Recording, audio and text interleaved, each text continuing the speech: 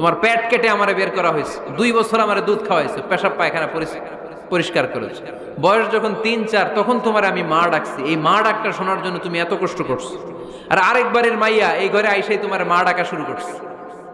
যেই মেয়েটা তোমারে মা ডাকে সে আমার আপন হবে না কেন মা?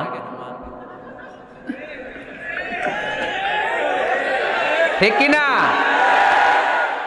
এই মা ডাক শোনার জন্য তুমি এত কষ্ট করলা, আমার লালন পালন করলা, 10 মাস পেটে ধরলা, পেশাব পায়খানা পরিষ্কার করলা, এরপরে মা ডাক শুনতে পারছে।